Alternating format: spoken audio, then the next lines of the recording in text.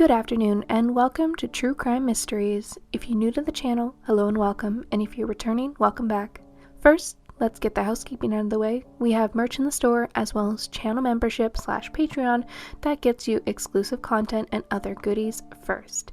If you like this video, please give it a like and comment with your thoughts down below. That would be very much appreciated as it helps the channel to grow immensely. And if you're not subscribed to the channel, go ahead and click that little red button because I make more content like this, and hit the little bell icon so that you get notified when I post because I'm bad at keeping a regular schedule. Today, we're discussing 3 more cold cases solved by DNA evidence.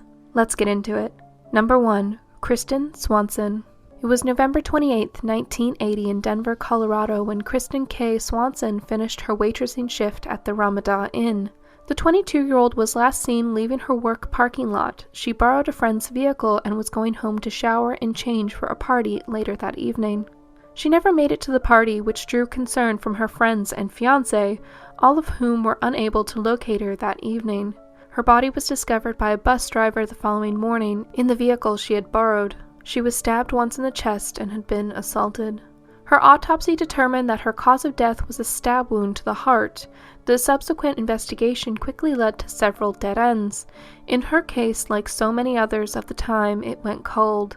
DNA evidence was collected and preserved to await technology that didn't exist yet.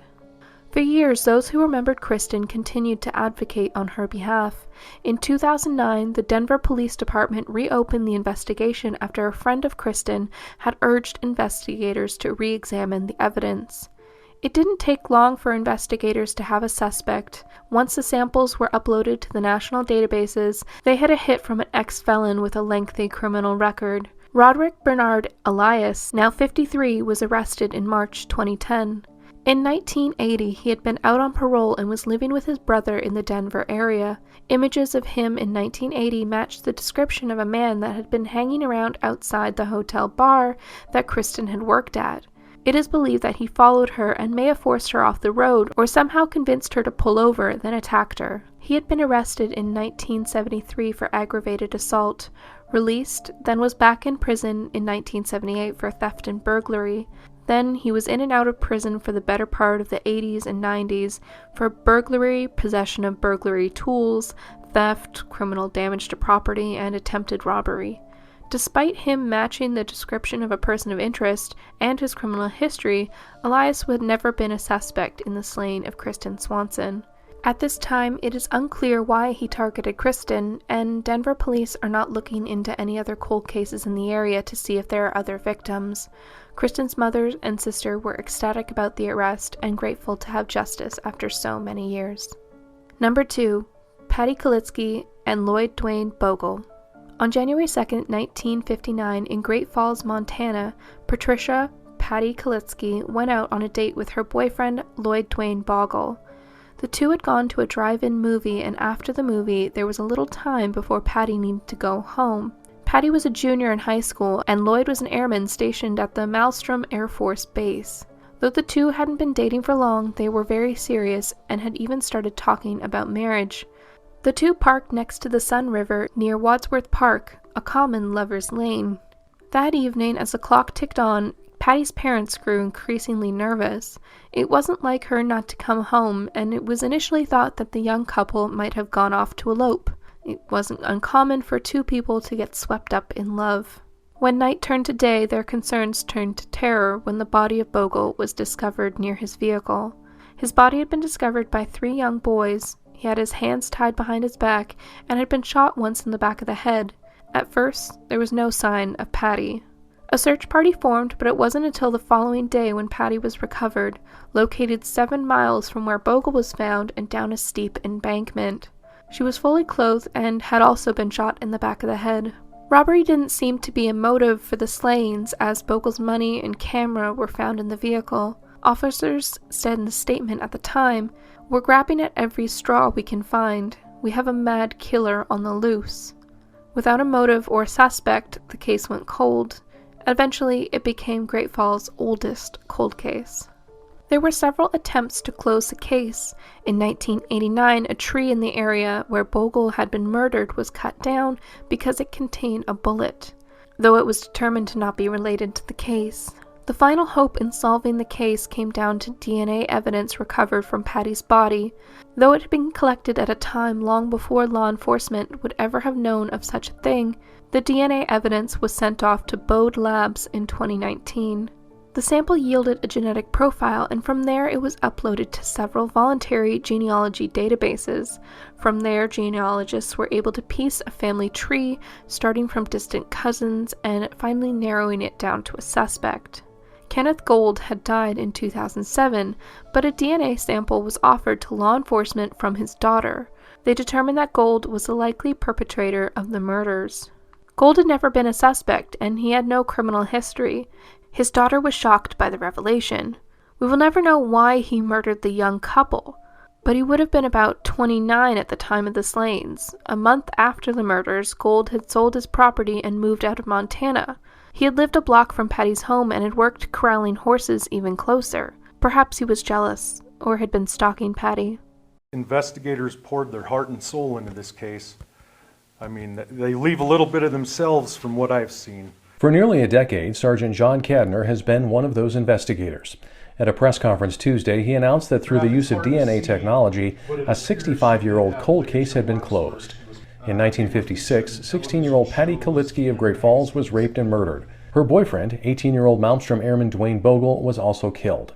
Detectives looked at 35 suspects, including crime boss James Whitey Bulger, who had been in the area and arrested for rape in 1951. Another suspect was Edward Wayne Edwards, the subject of a book by former Great Falls Police Detective John Cameron, who was linked to Lover's Lane murders in Ohio and Wisconsin.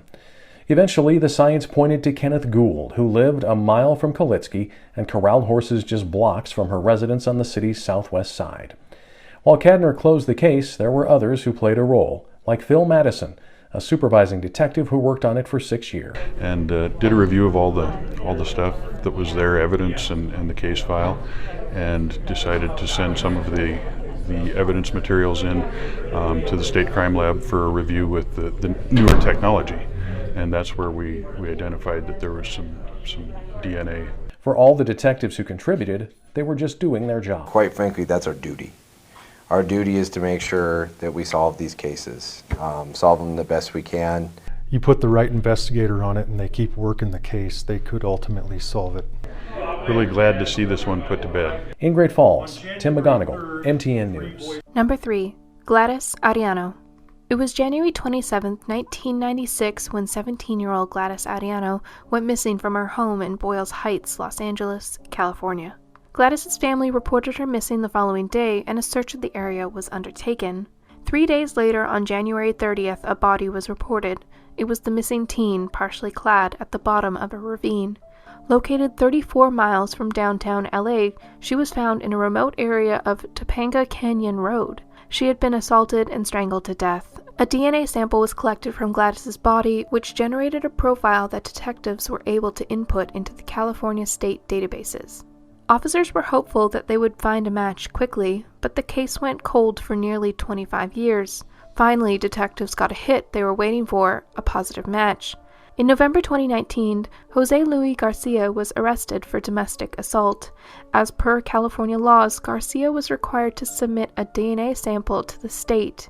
Officers gathered a warrant to obtain another sample to directly compare to the sample from the crime scene. It was then the officers learned that after Garcia had been released in November, he immediately moved to Dallas, Texas.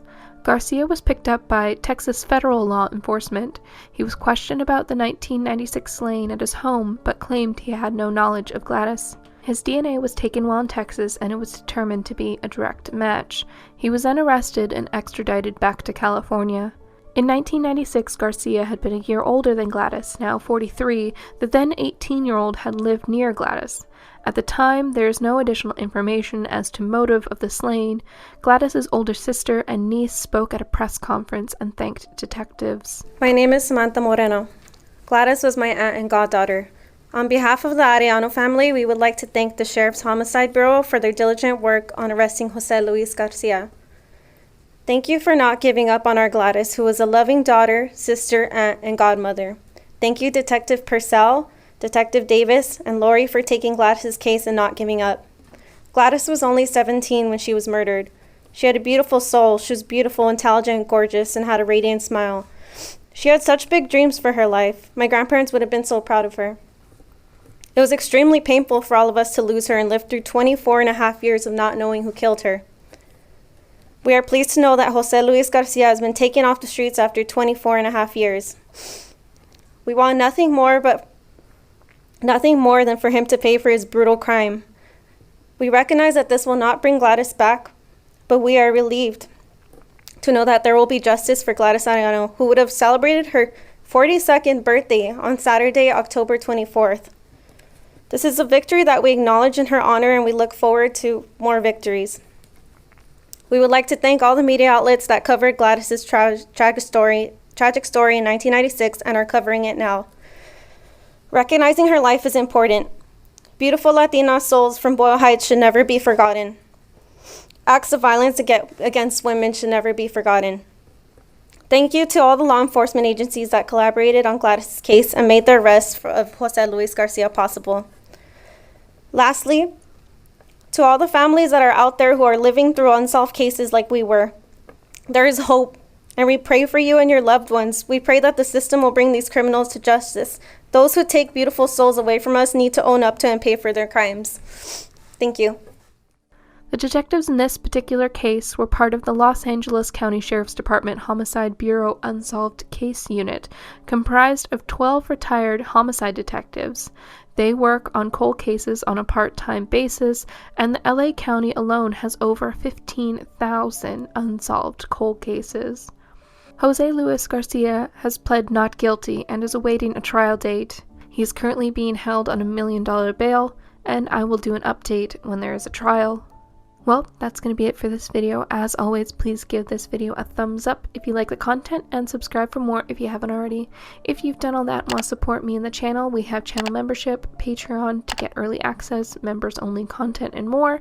We also have merch and other goodies in the description box and links to all my socials. But until then, I will see you all in the next one. Bye for now.